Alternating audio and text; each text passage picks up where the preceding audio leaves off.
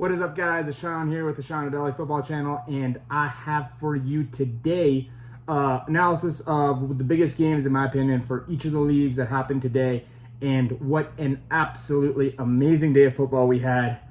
I'm going to put my own emotions aside.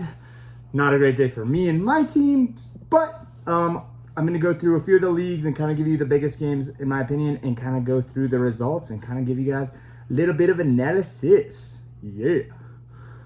In the Premier League, we spoke about this a little bit, kind of briefly, on the preview show. I mentioned that this was going to be a good game. I mentioned that this could be close. I did, in the end, edge it to Liverpool, but Brentford, meow. I am so impressed by this team.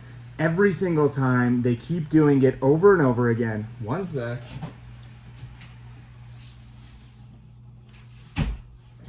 Gotta love construction in the middle of the video.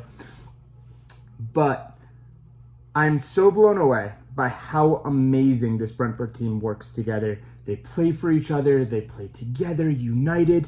They know what they're supposed to do, and they do it perfectly. Showing how much a manager can get when a system is enabled into a team where they play more than the sum of their parts, and it's absolutely phenomenal to watch. I was blown away. Liverpool, the game, for those who didn't watch, ended 3-3. XG had it at 2.9 to 2.2, pretty much showing both teams were pretty much in it. 3-3, fair result. Brentford edged it a little bit. Could have done more. A few good saves, a few posts were hit by by a few of the members. Allison had a good save. Freaking David Raya was amazing. Absolute ridiculous saves. Salah could have scored an extra one or two, but this was an amazing game to watch. Back-to-back, end-to-end football. Brentford attacked, Liverpool attacked, Brentford attacked, Liverpool attacked, and it was just back and forth. It was so amazing to watch. The resilience for both teams to constantly be fighting, to constantly want to win. Brentford did not just sit back and defend for 90 minutes. Brentford had 12 shots to Liverpool's 16.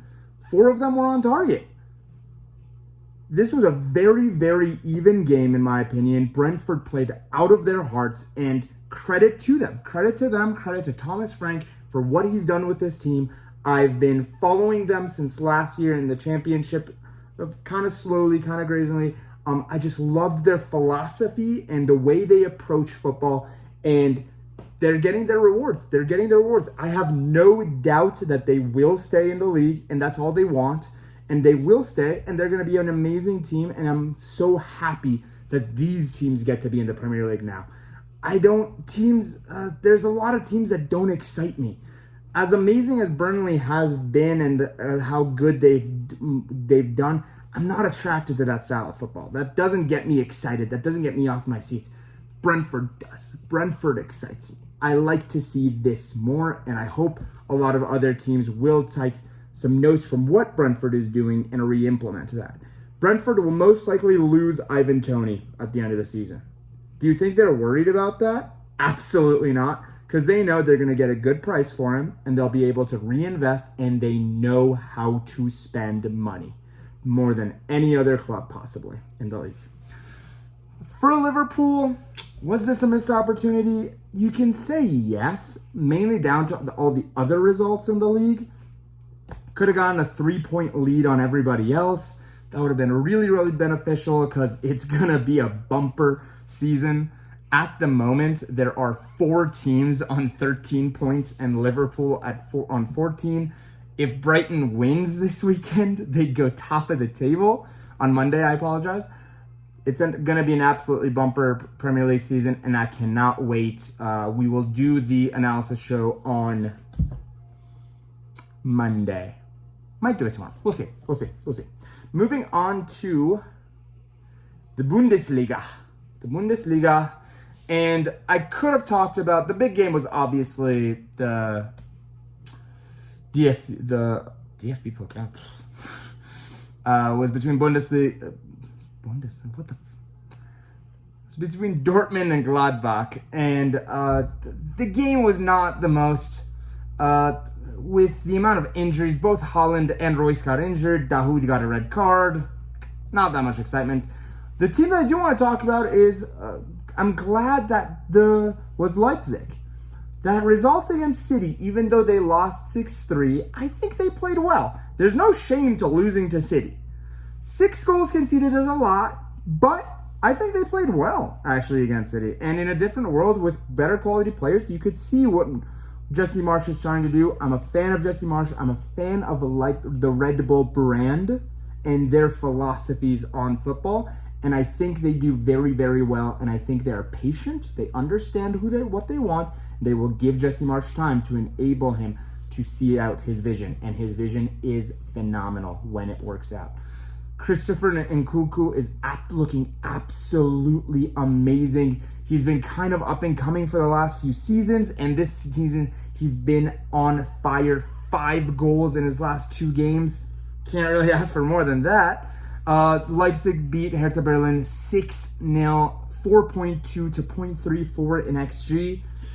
Very, very good bounce back for Leipzig. They needed this result. It was kind of becoming a bit of a do or die moment for them. It was Bayern seems just unstoppable this year, and in order to kind of keep pace with them, they needed to start getting wins. I don't think it's gonna matter because I think Bayern are just too good at the moment.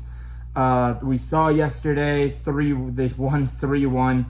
They had despite the red card for about pretty much an entire half, 1 man down. They were still attacking. They were still creating chances. Bayern's scary. Bayern is scary. The rest of Europe needs to be aware of Bayern, and I think they are the best team in Europe right now. So I don't see the Bundesliga being that competitive as far as who's going to win the title. However, I do see it as going to be competitive as far as who's going to finish from in the Champions League spots and the Europa League spots. Leipzig definitely is in with a shout, but there is a big competition between them. Leverkusen, Wolfsburg, Gladbach, Dortmund, all these teams are in there, and it's going to be a tight race. This is a very good result. Leipzig needs some consistency. They can't be bouncing 1 win here, 1 loss, 1 win, 1 loss. That's not going to work out. We're going to see how the Champions League balances out with them. We'll see. I'm interested to find out. I was very impressed with them in this game. 17 shots to 4, 10 shots on target. Can't really complain. Glad Yusuf Poulsen got a goal as well. I'm a fan of Yusuf Poulsen as well. I think this team will most likely get rated again during the summer. I think a few of these players are good and are too good and will move on. And Red Bull aren't going to have any problem with that. They are very happy to be the club that sells their talents on. Moving on to La Liga, and there was a few games I could have talked about. I could have talked about Real Madrid Villarreal. I just finished watching that, ended 0-0. Not a lot of excitement. Not a lot of excitement in this game either. 19th place Alaves against Atletico Madrid. Atletico Madrid, I've been a little disappointed in across the last few games. Not good chance creation, despite how much creativity they have in that team. I think it's just going to take a few. I'm kind of giving Simeone the benefit of the doubt and kind of just saying he's going to figure it out. It's going to be fine. It's just figuring out all of these new creative players and how they're going to fit in.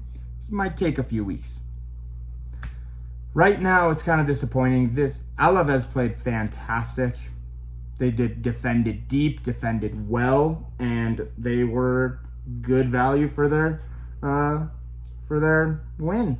Not a lot of quality in this game. In total, there were 20 shots between the two. In total, there were 2 shots on target. One of them was a goal. So, Alaves deserved it. This is more kind of, I just kind of wanted to talk about Atletico as a whole. I haven't been very impressed with what they've done over the last couple of weeks. I really wish they would, can't really say Simeone should try to do a different brand of football, and based off XG, they should be top of the table, but it's just not enough. I haven't been that impressed with them, but I believe in Simeone. I think he will bounce back. These are 2 not great weekends for them, but I think they'll be okay in a few weeks. Now to the freaking amazing games we had in this area. Shout out to Maldini's son, by the way, for getting a goal today. Another generation of Maldini. Fantastic moment for him on his debut, and for Paolo Maldini as well, who was in the stands. But we need to talk about Inter versus Atalanta, because what a game this was. 2-2 is how the game ended, but both teams were fighting till the absolute end. The amount of controversy at the end of the game was fantastic. For those who didn't see, the game pretty much went very, very fantastically. The XG had it at 3.5 to 1.5 towards Inter, kind of emphasizing that Inter were heavily ahead. They were the better team, definitely, but they did have a penalty that was skied. Enough said about penalties that were skied today. But the game was just fantastic. Both teams, we know how Atalanta play, we know how Inter are going to play. Both teams fighting till the end. The last 10 minutes were an absolute mess. Inter gets a penalty. They sky it. Atalanta scores like 3 minutes later, VAR. The ball had already gone out. It was just like the roller coaster of emotion for both teams was phenomenal. And these are the games that are going to decide the Serie A's title this year. Because, in all honesty, the teams are very close together. Between Inter, Atalanta's possibly not as close, but Inter, Napoli, Milan, at the moment I feel like those three are kind of apart from the rest. Juve, I believe they will be coming back. I have faith in Juve, but it's going to be a really, really exciting season. Milan won today. We're going to see what Napoli do. Napoli look absolutely terrifying. They have the best XG across all of Europe in their 5 games. The best attacking and their XG difference. So based off expected goals against and the goals scored, there's a difference that gives you a pretty reasonable number, because it gives you expected goals against gives you how many goals you should have conceded, where expected goals scored gives you how many you should have scored. So the difference gives you how good, it's a pretty good metric to find out how good your team actually is as far as quality goes. And they actually have the highest XG difference across the top 5 leagues of Europe, which is fantastic. Man City is second. So that's a pretty good company to be in. So